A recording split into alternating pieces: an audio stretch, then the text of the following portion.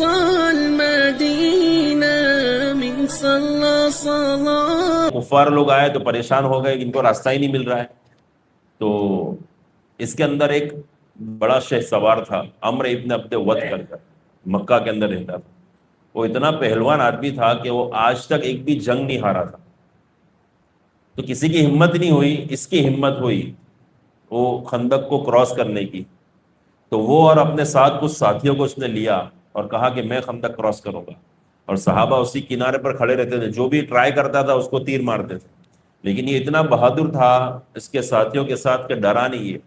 اس نے رننگ لگائی گھوڑے کی اور اتنی فاسٹ چھلانگ لگائی کہ 30 فٹ کا کھڈا اس کے گھوڑے نے کراس کر دیا. اور اس کے ساتھ میں کچھ ساتھی انہوں نے بھی کراس کر لیا اور آ کر کھڑا ہو گیا سامنے. اب مسلمانوں کا لشکر ہے، اس نے اپنا ٹوپی نکالی اور لوگوں نے دیکھا مسلمانوں نے کہ یہ تو عمرو ابن ود ہے. سب ذرا تھک گئے کہ اس کا مقابلہ. اس نے چیلنج کیا کہ آؤ اب میرے ساتھ لڑنے کے لیے. کسی کی ہمت نہیں ہو رہی، کوئی آگے نہیں آ رہا ہے. تو بار بار چیلنج کر رہا ہے، کہاں ہے تمہاری جنت، کہاں ہے تمہاری حورے، تم بہت وعدے کرتے تو آؤ میں تم کو جنت تک پہنچا دیتا ہوں. لیکن کوئی نہیں آ رہا. حضرت علی کھڑے ہو گئے کہ اللہ کے رسول میں جاؤں. اللہ کے رسول نے کہا کہ بیٹھ جا، تجھے پتا ہے کون ہے یہ؟ عمرو ابن ود ہے یہ. تو حضرت علی بیٹھ گئے. تو واپس بار بار وہ گر رہا، چیلنج کر رہا تھا. واپس کھڑے ہو گئے، اللہ کے رسول میں جاؤں. تو کہا نہیں علی تجھے پتا نہیں کون ہے عمرو ابن ود. بڑے بڑے صحابہ ہے لیکن کوئی آگے نہیں آ رہا ہے. تیسری مرتبہ کھڑے ہو گئے حضرت علی، اللہ کے رسول مجھے جانے دو. تو کہا کہ عمرو ابن ود ہے مت جا دو. تو کہا کہ اللہ کے رسول کیا بات ہے، عمرو ابن ود ہے، میں جاؤں گا اس سے لڑوں گا. جب 3 مرتبہ ہو گیا اللہ کے رسول نے اجازت دی. انہوں نے کھود پہنا، بختر پہنا اور گئے آگے. پوچھا کون؟ کہ ابو طالب کا بیٹا. کہ بھتیجا چلا جائے، میں تیرے ساتھ لڑنا نہیں چاہتا.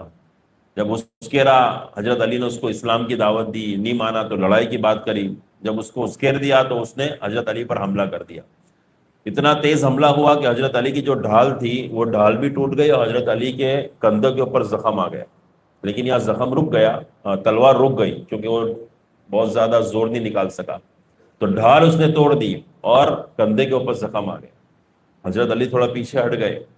غبار غبار ہو گیا، صحابہ پریشان ہو گئے کیا ہو گیا، کچھ سمجھ میں نہیں، کچھ دکھائی نہیں دے رہا ہے. حضرت علی بار بار اس کو روک رہے ہیں اور بہت تیزی کے ساتھ وہ حملہ کر رہا ہے. حضرت علی پیچھے ہٹ رہے ہیں. جب تھوڑی دیر ہو گئی اس کی تھوڑی سے زور ڈھیلا پڑ گیا تو پھر اب حضرت علی رضی اللہ تعالیٰ عنہ نے پلٹ کر حملہ کیا. اور جب حضرت علی نے حملہ کیا ہے تو یہاں تو اس نے ڈھال کٹ کی تھی، یہاں تھوڑا سا زخم آیا تھا. جب حضرت علی نے اس کے اوپر حملہ کیا تو اس نے بھی ڈھال رکھی. حضرت علی نے اس کی ڈھال کاٹ دی، اس کی ڈھال 2 ٹکڑے ہو گئے. اور ساتھ میں اتنا زور کا حملہ تھا کہ اس کو چیرتا ہوا چلا گیا. آدھے دھڑ تک حضرت علی نے اس کو چیر کر رکھ دیا. اور جیسے ہی وہ دھڑام سے نیچے گرا اس کے پیچھے جتنے بھی ساتھی تھے وہ سب کی ہمتیں ٹوٹ گئی اور سب کھڈا کود کود کر واپس ادھر بھاگنے لگے. اور یہیں سے پھر کفاروں کا ہمت اور حوصلہ ٹوٹا کہ ہمارا اتنا بڑا آدمی عمرو ابن ود، اس کو انہوں نے مار دیا تو آگے پھر ان کے حوصلے باقی نہیں رہے.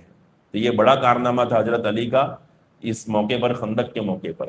پھر جیسے ہی خندق ختم ہوئی، چونکہ اس لڑائی کے اندر بنو قریظہ نے غداری کی تھی، مکہ والوں کے ساتھ مل گیا تھا اور اللہ کے رسول صلی اللہ علیہ وسلم کے ساتھ جو ایگریمنٹ ہوا تھا اس کو انہوں نے ختم کر دیا. یہ تو پھر اچھا ہوا کہ ایک آدمی مسلمان ہوا اور اس کے ذریعے سے سارا نظام چلا. وہ واقعہ الگ ہے، لمبا واقعہ ہے. تو پھر جیسے ہی جنگ ختم ہوئی اللہ کے رسول مدینہ آئے، مکہ والے بھاگ گئے. اللہ کے رسول مدینہ آئے، جا کر اپنے ہتھیار نکالے اور ہتھیار نکالتے ہیں دیکھتے ہیں کہ حضرت جبریل سامنے کھڑے اور انہوں نے ہتھیار نکالے. اللہ کے رسول کو کہا کہ آپ نے ہتھیار نکال دیا. اللہ کے رسول نے کہا کہ ہاں، کہ آپ نے ہتھیار نہیں نکالے. بڑے کیوں؟ کہ آج ہی کے دن بنو قریظہ کا قصہ تمام کرنا ہے، ان کی غداری کی سزا آج ہی ان کو ملے گی. اللہ کے رسول نے واپس جلدی جلدی حکم دیا کہ جو جو خندق کے اندر لڑائی میں تھا وہی لوگ، حالانکہ سب تھکے ہوئے ہیں، کئی دنوں کا اجاگرا، کیونکہ باقاعدہ نگرانی کرنی پڑتی تھی کھڈے کے سامنے. اور ایسے حالات تھے کہ نمازیں قضا ہو جاتی تھی. اللہ کے رسول صلی اللہ علیہ وسلم کی نمازیں قضا ہو گئی اس کے اندر. کتنی سخت نگرانی تھی اور کتنے دنوں کا ان کا اجاگرا تھا، تھکے ماندے بھوکے. قحط کا زمانہ، آپ کو پتا ہے کہ اللہ کے رسول صلی اللہ علیہ وسلم نے اس لڑائی کے اندر پیٹ پر پتھر رکھے. صحابہ پیٹ پر پتھر رکھے تھے. تو نہ کھانے کو ہے نہ ان کو آرام ملا ہے، سارے زخمی ہیں، سارے تھکے ہوئے ہیں. تقاضا یہ تھا کہ ان کو آرام ملے، اس کے بعد کئی دنوں کے بعد لڑیں گے. لیکن حضرت جبریل نے کہا نہیں، اللہ کا حکم ہے، آج ہی کے دن ان سے نمٹنا ہے.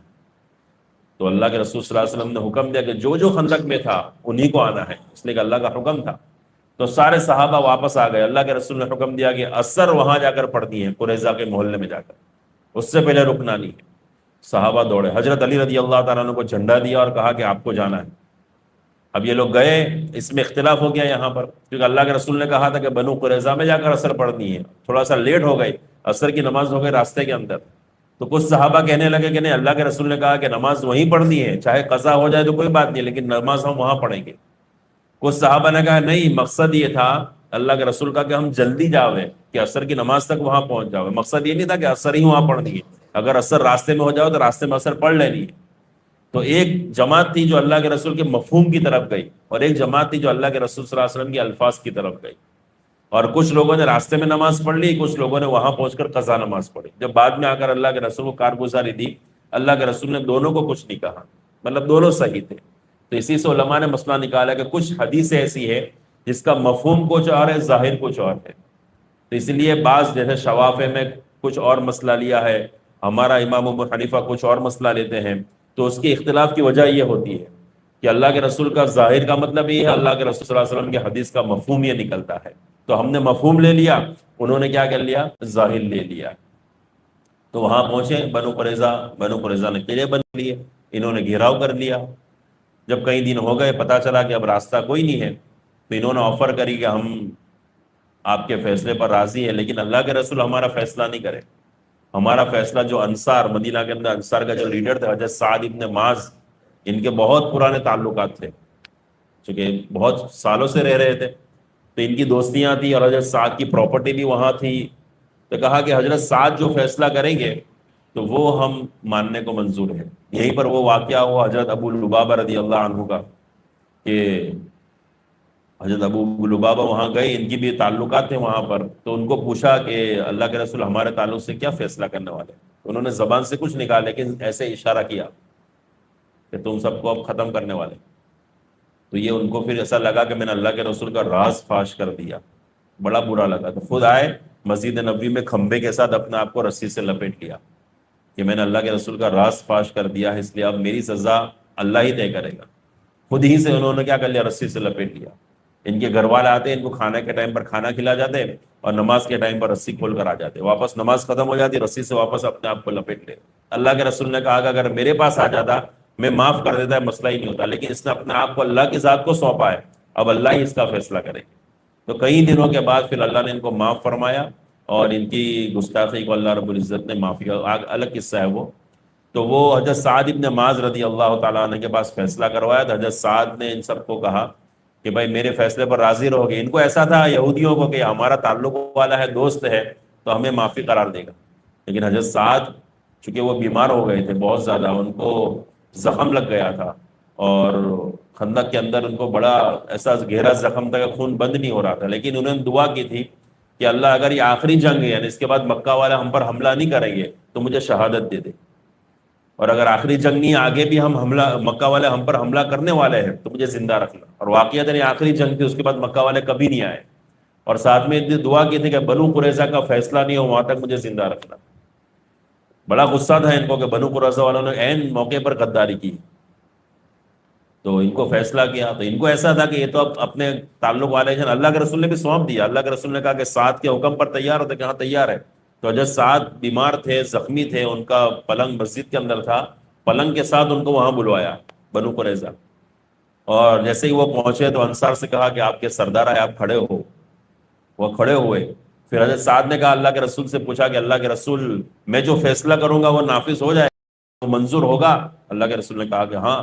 کہا کہ سب پر ہوگا؟ تو اللہ کے رسول نے کہا کہ ہاں سب پر ہوگا. منشا یہ تھی کہ اللہ کے رسول پر بھی میرا فیصلہ ہوگا، تو لیکن بول نہیں سکتے تھے. تو کہا سب پر ہوگا، تو کہا سب پر ہوگا. اب وہ یہودی تو فارم میں آ گئے کہ چلو ہمارے تو ہو گیا، کام نکل گیا، اللہ کے رسول ہوتے تو ہم کو قتل کرواتے. حضرت سعد ابن معاذ نے فیصلہ دیا کہ جتنے لوگوں کے ناف کے نیچے کے بال ظاہر ہو چکے ہیں، یعنی بالغ ہو چکے ہیں، ان سب کو قتل کیا جائے، اور جو بچے ہیں ان کو چھوڑ دیا جائے، اور جو لیڈی سے مستورات ہیں ان تمام کو باندی بنا دیا جائے. شاید علماء نے لکھا ہے شاید اگر یہ فیصلہ اللہ کے رسول کو سونپتے تو شاید یہ فیصلہ اللہ کے رسول، جیسے بدر میں اللہ کے رسول نے معاف کر دیا تھا رحمت اور نرم دلی کی وجہ سے، تو شاید اللہ کے رسول معاف کر دیتے، لیکن حضرت سعد نے معاف نہیں کیا. جن کے متعلق گمان تھا کہ معاف کر دیں گے انہوں نے معاف نہیں کیا، ان کی غداری کو کبھی معاف نہیں کیا، اور کہا کہ سب کو قتل کرو. تو جتنے بنو قریظہ کے مرد تھے جو بالغ تھے سب کو قتل کیا گیا، بچوں اور لیڈیز کو چھوڑ دیا گیا. تو اس جنگ کے اندر بھی حضرت علی رضی اللہ تعالیٰ عنہ کو بنو قریظہ کے اندر جھنڈا دیا تھا، اور حضرت علی نے ہی ان کا محاصرہ کر کر ان کو مجبور کیا تھا کہ یہ سامنے نکلے. تو یہ خندق کے اندر بھی اور بنو قریظہ میں بھی حضرت علی نے بڑا نمایاں کردار ادا کیا ہے. اس کے بعد ہے صلح حدیبیہ. آپ کو پتا ہے کہ قصہ مقصود نہیں ہے، اس لیے کہ ہر مرتبہ آئے گا ٹاپک جب بھی کسی بھی صحابی کی بات آئی. تو وہاں پر جب صلح ہو گئے، حضرت سہیل سامنے سے آئے تو اللہ کے رسول صلی اللہ علیہ وسلم نے ایگریمنٹ لکھوانے کے لیے حضرت علی ہی کو بلوایا، اور حضرت علی سے کہا لکھو بسم اللہ الرحمن الرحیم. تو حضرت سہیل کہنے لگے، بعد میں مسلمان بھی ہو گئے حضرت سہیل، وہ کہنے لگے کہ بسم اللہ الرحمن الرحیم یہ کیا چیز ہے، یہ نیا جملہ کہاں سے آیا، یہ ہم نہیں جانتے، لکھو بسمک اللہ. عرب لوگ مکہ والے بسمک اللہ، بسم اللہ الرحمن رحمان رحیم مانتے ہی نہیں تھے. بولے کیا چیز ہے اللہ کی صفت رحمان اور رحیم، یہ کیا چیز ہے، یہ کون ہے. یہ مسکری مذاق کرتے تھے کہ رحمان رحیم کون ہے، حالانکہ اللہ کا صفت کا نام ہے. تو یہ چڑھتے تھے یہ صفت سے. تو کہا کہ ہم نہیں مانتے، لکھو بسمک اللہ. تو حضرت علی نے چھیکا مارا، واپس لکھا بسمک اللہ. پھر آپ صلی اللہ علیہ وسلم نے کہا کہ لکھو کہ یہ عہد نامہ ہے اللہ کے رسول محمد صلی اللہ علیہ وسلم کی طرف سے. تو کہا کہ یہ محمد صلی اللہ علیہ وسلم رسول اللہ لکھنے کی کیا ضرورت ہے، اگر آپ کو رسول اللہ مان لیتے تو پھر جھگڑا ہی کس بات کا ہے، ہم تو مانتے ہی نہیں کہ آپ رسول اللہ ہیں، اس لیے لکھو محمد بن عبداللہ. تو آپ صلی اللہ علیہ وسلم نے کہ یہ پورا ایگریمنٹ پورا دب کر ہوا تھا، اس لیے اللہ کے رسول صلی اللہ علیہ وسلم کو جو کہا گیا اللہ کے رسول کرتے چلے گئے، اس لیے کہ وجہ یہ تھی کہ آگے چل کر یہ فتح مبین میں بدلنے والا تھا. تو اللہ کے رسول نے حضرت علی سے کہا کہ اس کو چھینک دو. حضرت علی نے کہا کہ اللہ کے رسول اب یہ مجھ سے نہیں ہوگا کہ رسول کا نام میں چھینکوں. حالانکہ یہاں پر اللہ کے رسول کی نافرمانی نہیں ہو رہی ہے، محبت اتنی ہے، محبت کا تقاضا یہ ہے کہ اللہ کے رسول میری ہمت نہیں ہے کہ میں اب رسول اللہ کا لفظ چھینکوں. اللہ کے رسول نے برا بھی نہیں مانا، اس لیے کہ جو منع فرمانا تھا یہ کوئی نافرمانی کی وجہ سے نہیں ہے، محبت کی وجہ سے. تو اللہ کے رسول نے پوچھا کہاں ہے مجھے بتاؤ، اس لیے کہ اللہ کے رسول تو نہیں جانتے تھے لکھنا. تو کہاں لکھا ہے، تو حضرت علی نے کہا کہ یہاں لکھا. تو آپ صلی اللہ علیہ وسلم نے خود پھر اس پر چھیکا مارا اور پھر لکھا محمد بن عبداللہ. تو یہ پورا جو ایگریمنٹ لکھا ہے وہ حضرت علی نے اپنے ہاتھوں سے لکھا ہے صلح حدیبیہ کے اندر. تو یہ صلح حدیبیہ تک یہاں تک قصہ ہوا ہے. آگے انشاءاللہ ہم آئندہ کل حضرت علی رضی اللہ تعالیٰ عنہ کی فتح مکہ میں ان کی کیا خدمت ہے، حنین میں ان کی کیا خدمت ہے، آپ صلی اللہ علیہ وسلم کی وفات کے وقت کیا خدمت ہے، یہ سارا انشاءاللہ ہم آئندہ کل کریں گے. اللہ تعالیٰ ہم تمام کی توفیق نصیب